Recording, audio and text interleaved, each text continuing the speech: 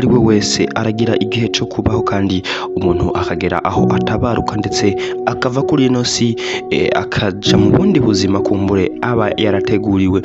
Amajambo aturutse kuki ni nyuma yaho tumaze kubona post nyinshi ndetse inkuru nyinshi zandikwa kuri uno muririmbyi asanzwe akora indirimbo zo guhimbaza no gutazira Imana. Israel Mbonyi ni umuririmbyi yamuka hariya mu gisagara ca Kigali, neza na neza ni mu gihugu cy'u Rwanda. Uno muririmbyi hagiye kuba hamuvugwa ko ibintu byinshi, benshi baraza bavuga ko yoba yamaze kwitaba Imana ndetse ngo yoba yamaze gufa, ariko mu nyuma araza kuba abibeshuza abicije ku mbuga ziwe zigiye zitandukanye, abicije kuri Instagram yiwe, abicisha kuri Twitter, abicisha kuri ndetse no ku rubuga rwe rwa Facebook, aho uno muririmbyi yagiye kuba yihaniza washoboye kuba akora bino bintu nkako yari televiziyo yitwa Faster TV Show niwe bagiye kuba bandika ino nkuru bavuga ko Israel Mbonyi yoba yamaze kwitaba Imana, ngo kuyoba yapfuye ndetse bashiraho n'ijambo RIP, ariko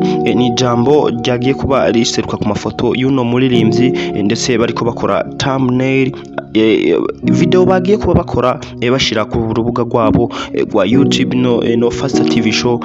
Ni video itagaragaramo umuntu n'umwe, ariko yagaragaramwo Israel Mbonyi ariko yivugiriza gitari neza cyane aryohewe kabisa, ariko baza kuba mwandika ko ngo yapfuye. Nta rindi jwi ririmo uretse ijya Israel Mbonyi, ni kuvuga nta n'undi muntu azi niba ino TV yoba yakoreshejwe n'umuntu w'umukobwa canke umwigeme, umumama canke umugabo. Nta numwe azi umwe muri abo bantu yoba yashoboye kuba postinga bino bintu, kuko hagaragaramwo Israel Mbonyi wenyene ariko yivugiriza gitari. Uti Israel Mbonyi we avuga iki kuri bino bintu? Inyuma yuko apostinze yarashoboye kuba yongera ko ayandi majambo, aravuga ati jewe maze kuba ndabimenyera ibintu nk'ibi, kuko nk'umuntu aba akorera muri entertainment canke umuntu akorera mu myidagaduro, ibintu nk'ibi maze kuba ndabimenyera neza cyane kabisa, kuko hari ababikoreramo bashaka ama views ndetse bagashaka kuvyungukiramo kugira ngo bungukire babike umuntu gutyo babone kuronka views zabo ziduga. Ati jewe rero ku bwanje ndavyemera kandi ndavyihanganira, ariko impungenge mfise nuko abenshi muri bo nk'abanyemera canke abantu benshi banzi bashobora kwizera ibintu bigenda bikorwa nano ma TV atandukanye. Ivyo rero bikantera impungenge ko bashobora kuvyemera, nubwo nshobora gutanga ubutumwa mbishije ku mbuga zanje, kumbure hari abanyemera badakoresha izi mbuga bashobora kuvyemera bivanye nuko baba bashoboye kugenda bavyumva ahandi hantu hatandukanye.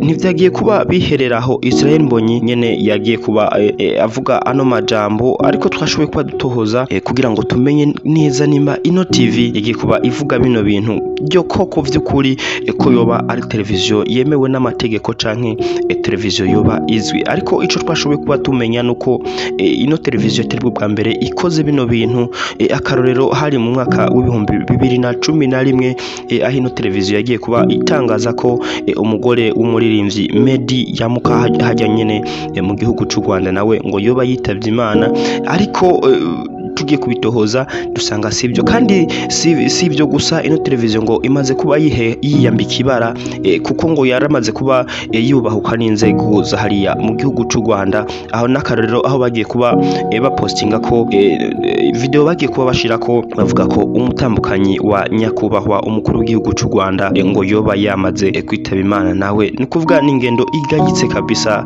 ya zino TV, yino TV ikorera hariya mu gisagara ca Kigali, kugenda bambika ibara abantu bamwe n'abandi bababika ngo bapfuye. Ni TV imaze kuba ishaka kurondera views ibicishije ku mfu z'abantu mu kubika abantu ko bo bapfuye, ariko atari byo na gato, nkako ni ingendo igayitse. Ico twamaze kuba tumenya rero, ino televiziyo imaze kuba ibika uno muririmbyi Israel Mbonyi, ariko akaza kubibeshuza avuga ati jewe yamara mwabagabo mwe, jewe ndi muzima, sinigeze no kugwara, sinagwaye, nta n'ingorane nigeze ngira nta accident nagize ariko byose maze kubimenyera. Ntivyahereye ngaho ino TV rero ngo hari urwego rukorera hariya mu gihugu cy'u Rwanda ni RIB, Rwanda Investigation Bureau, nabo n'urwego w'igihugu rw'ubugenzacyaha twavuga n'umugwi ujejwe w'igihugu ujejwe kuvuga bajejwe kugira ngo bakurikirane icaha gutyo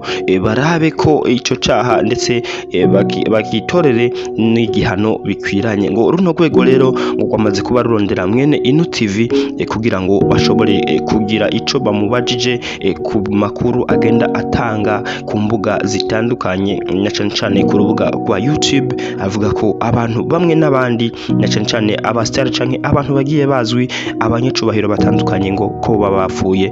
Ni runo rwego rero ngo gwamaze kuba rumurondera kugira ngo rubimubaze. Tugushimire wagize subscribe, dusaba n'abatarayikora kugira ngo bayikore mupatisha ibiganiro byacu.